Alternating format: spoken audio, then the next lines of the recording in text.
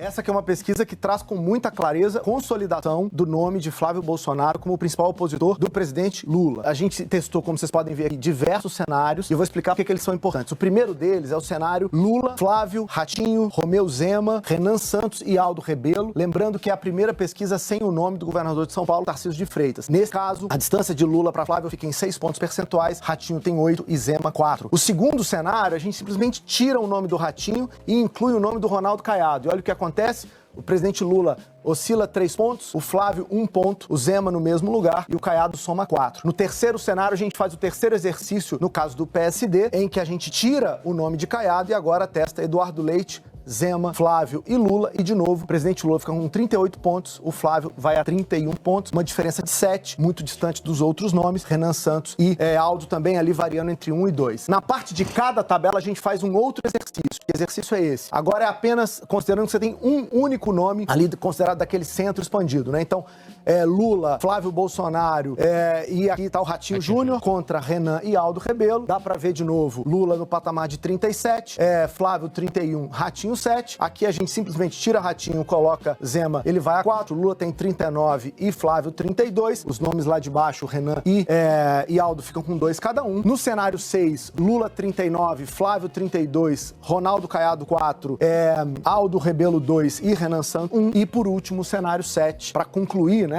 todas essas possibilidades que a política está discutindo, Lula 37, Flávio 33, Eduardo Leite 4, Renan 2, Aldo 2. Os indecisos, vocês vão ver, estão variando entre 6 e 7 pontos. Branco e nulo não vai votar, variando entre 15 e 16 pontos. Sadi, esse é um cenário claro de consolidação do nome do filho do ex-presidente Bolsonaro. Ele que mostra, mesmo com a movimentação política do PSD, ele vai crescendo o seu espaço. E para deixar isso muito claro, eu vou mostrar para o assinante uma comparação. Eu peguei um dos cenários, aquele cenário 4 que eu mostrei, Sadi, e olha o que acontece. Esse é o cenário Lula, Flávio, Ratinho, Aldo, Renan em dezembro de 2025. Lula tinha 39, Flávio 23, Ratinho 13. Eu vou concentrar nos 3 primeiros. Em janeiro, Lula oscila para 37, Flávio vai para 28 e Ratinho para 11. Olha o que aconteceu agora em fevereiro, a pesquisa que a gente acaba de publicar. Lula continua com 37, Flávio 31 pontos e Ratinho Júnior 7. Ou seja, Sadi, essa consolidação está acontecendo em cima do candidato do PSD, nesse caso, que seria ali o representante desse centro expandido. O Lula está oscilando, né, 2 pontos de dezembro para cá, mas a variação significativa se deu de fato de Ratinho Júnior para Flávio Bolsonaro. Lembrando que Flávio, então, nesse período, cresceu 8 pontos. E a margem de quanto? A margem de erro dessa pesquisa é de 2 pontos percentuais, o que significa que a gente está falando de um crescimento para além desse número, Sadi. Então, a notícia é o Flávio totalmente consolidado como opositor de Lula. A gente viu, essa é a primeira pesquisa, importante colocar aqui, da Quest, números que estão sendo detalhados pelo Felipe Nunes após o anúncio do PSD de que vai sair um candidato à presidência daqueles 3 nomes, Ratinho Júnior, o Eduardo Leite e o Ronaldo Caiado. E o Felipe acabou de mostrar aqui o que acontece em cada cenário testado com cada um desses candidatos, incluindo ali o Romeu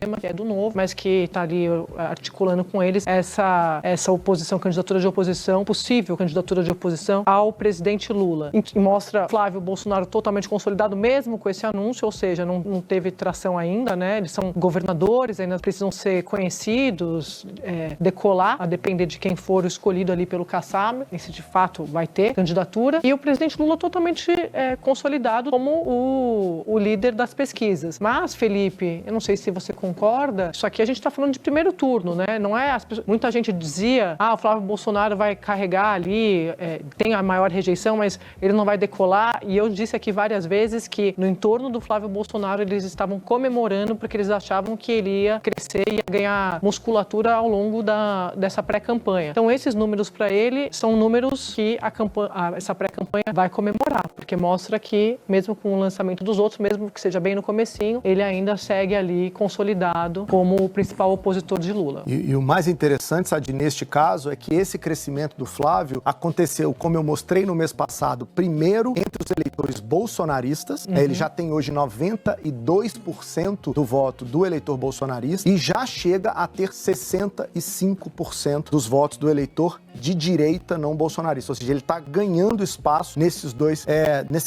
pilares, né? O desafio dele, como a gente vai mostrar daqui a pouco, ainda são os independentes, coisa que o Flávio ainda não conseguiu conquistar. Mas, Sadi, a gente precisa mostrar também os números de segundo turno, né? A audiência está vendo em primeira mão aqui os resultados, Sim. Então acho importante a gente trazer logo essa conversa para a mesa. A gente simulou com todos esses nomes opositores a Lula. Lula, obviamente, é fixado por um motivo óbvio, ele é um incumbente, ele está buscando a reeleição, é candidatíssimo. O Lula tem, se a gente olhar para todos os cenários, uma oscilação entre 42% e 44% das intenções de voto contra diversos candidatos. A oposição, o melhor nome é o Flávio Bolsonaro, a gente está vendo aqui no cantinho da tela, 43-38, uma diferença de 5 pontos. Então, tecnicamente, fora da margem de erro, não há empate aqui, o Lula está à frente de Flávio, embora por uma distância pequena. Dali para cá, essa distância só aumenta. O Lula, 43, Ratinho, 35, é o segundo nome mais competitivo nesse momento. Lula contra Ronaldo Caiado, 10 pontos. Lula contra Zema, 11 pontos. E aí a gente começa a testar Eduardo Leite, 14 pontos de diferença, 42-28. No caso de Aldo Rebelo, a diferença é de 19 pontos, a mesma diferença para Renan Santos. Ou seja, Sadi, Lula que lidera o primeiro turno, que ele vai vendo o Flávio Bolsonaro se aproximar nesses últimos 3 meses. No caso do segundo turno, ele também continua liderando as intenções de voto. O que chama a atenção é esse gráfico, né? Olhando para o Flávio, que se consolida como o principal nome, a distância dos dois, que era de 7 pontos em janeiro, passa a ser uma distância de 5 pontos agora em fevereiro, né? 43% contra 38%, 17% dizem que vão votar branco, nulo ou não vão votar indeciso. Isso aí não é empate técnico, não? Tem um ponto o Lula. Então, estatisticamente falando, a gente não pode dizer que é um empate técnico, porque a margem de erro de 2 pontos significa que Flávio poderia ir até 40 pontos e Lula, no seu pior desempenho estimado aqui, 41, ele venceria a eleição ali matematicamente por um.